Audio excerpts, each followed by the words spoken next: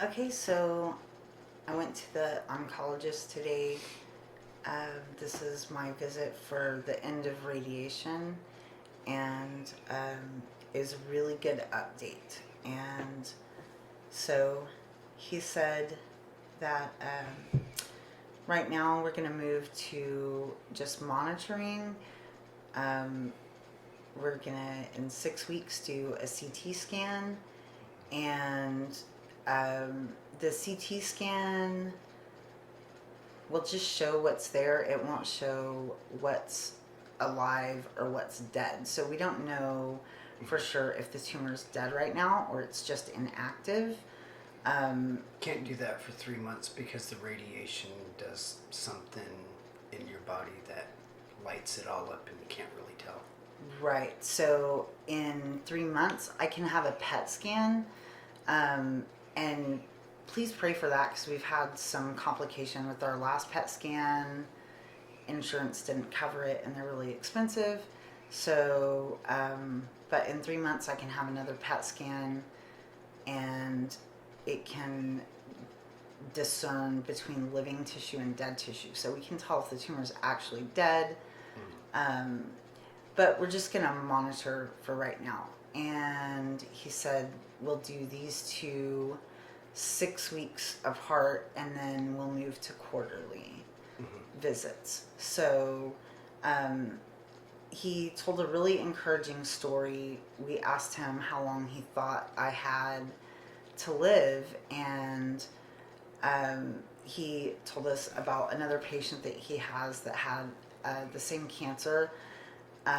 He said, and was a similar age, and her cancer was a little bit worse. It had metastasized to her liver already, and that's what he's expecting, or has told me like he expects mine to do. So hers had already metastasized to her liver, so she'd had the similar chemotherapy and radiation treatment, and he said she's 2.5 years out from that, and Just started coming back. that cancer cells have just started growing again in the tumor, and he's hoping to be able to kill that with another treatment of radiation. So that's the most encouraging thing I've heard so far at all. He said the median life expectancy is about 2 years. So he gave me like about 2 years at least. And he also said, like my primary care doctor had wanted to send me to have A bunch of cancer screening. mammogram and colonoscopy and lung scans, and he was like, no. He said that's a moot point right now anyway, it doesn't really matter. And he said, in like 3 or 4 years I'm going to say go ahead and do them. So I'm like, for 3 or 4 years, like that's exciting. It's the first time we've even heard anything that long at all. So this has been the most encouraging thing. And he's just really optimistic. He's really upbeat. And to see him in person, like as he's asking about the effects of the radiation. And the chemo, he's amazed as he's hearing, and this has been like throughout with pretty much all of them.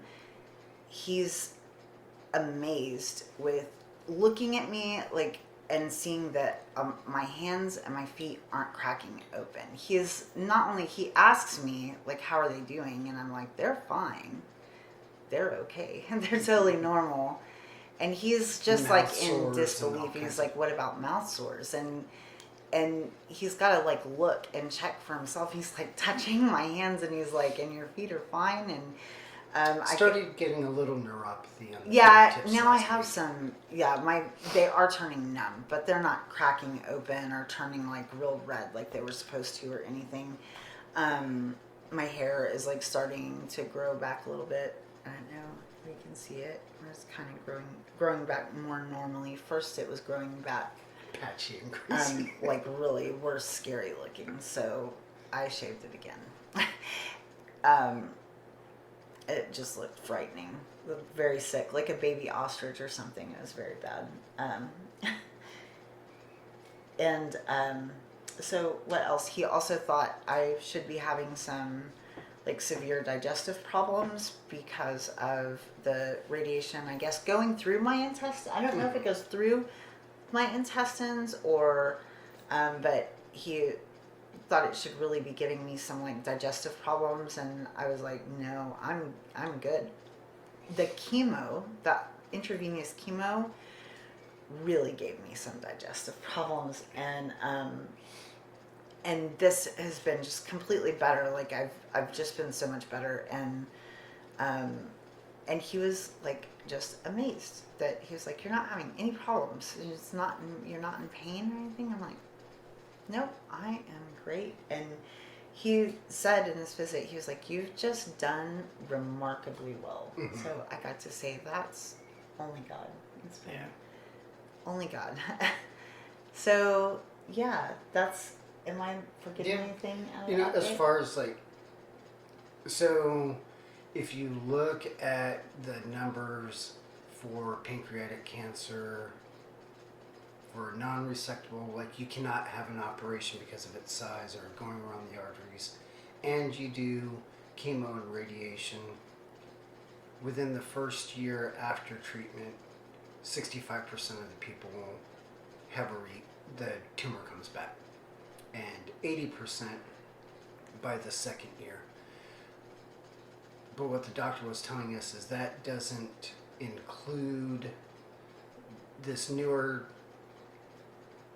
technology where they can target the tumor a lot better, so they can crank up how many gray they're shooting radiation at the tumor, because if you miss, you'll blow holes in the intestine and stuff. So they had to, in the past, decrease the amount of radiation, but now with technology and all of that, they shot it with a lot more. So now he's saying that because of the past couple of years of being able to do that, those numbers are going to start dwindling, and you get to be part of that. And he was saying this is like an advantage that I have over the other patient that he shared with me. This is an advantage that I have over them, and they're already 2.5 years out. That 2.5 years ago, this patient wasn't able to receive that same treatment with the high dose fiducials implanted in the tumor and having the tumor targeted so directly. So again, I've really been blessed, like through this whole thing, to have some really like state of the art and new technology, all the way from the way that they're able to monitor my blood and check the for mutations. tumors, mutations in my blood, to having these like gold fiducial implants in my tumor and being able to have the more increased and direct radiation. So I've been incredibly blessed with excellent medical care and amazing treatment, and he's been honest from like day one. So seeing him change from being very not optimistic, saying like, we're not even going to plan to get to radiation, but we're going to go as hard as we can on the chemo. Chances are extra slim that you're going to make it to like July.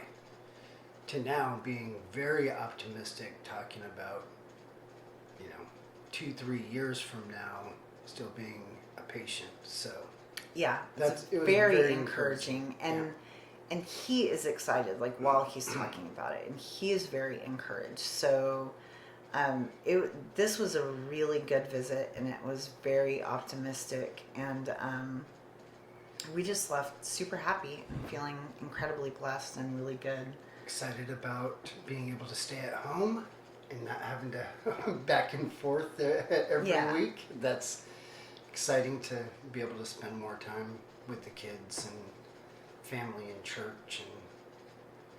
and we'll miss being here. We'll miss Tamara and her family, and we had a sweet Bible study on Thursday nights here, and so there are definitely things that we'll miss. And I really don't believe I would have done as well if we'd been staying in a hotel and not staying with a family, and just being part of another family's like daily life. That has really blessed us, and I think it has had an incredibly positive effect on my health and just my desire to have like inner fight in me, you know. Hotels are really bleak and depressing and boring, and I was having a difficult time like imagining being in a hotel like when this whole thing started. So I've been incredibly thankful for that. So yeah, the doctor said sometime in the next 4 or 6 weeks you should be getting more of your energy back and strength back and not feeling so beat up. Yeah, he said about 4 weeks after because radiation is still having and effects. chemo, because I'm still taking the chemo orally, and I'll have my last dose tomorrow morning before radiation. So he said in about 4 weeks I'll start feeling a lot better. And we had a just really sad weekend. Callie had looked up the numbers. Yeah. Callie did it. He had looked up the statistics, and they were really so bleak for even living a year past treatment. So to get that news today, that it could be a couple of years, maybe even 3 or 4 years. Yeah, he might require our souls tonight. And it might be tonight. That's absolutely true. So, yeah. So it's good. Yeah, very good. Hope that encourages everyone. I don't think that it would have happened without the prayers of so many people. There have been just an incredible outpouring of people that I get to hear in person, and from so many other people. So yeah, I don't think that we would be in the same situation if there were not so many people praying for me, and that's been incredible. And I can never thank everybody enough, and I don't even know everybody that has prayed for me, so we won't know that until we're in heaven. So I'm thankful for that. And that's it. Yeah, that's it. All right. In 6 weeks, we do another Maybe. update.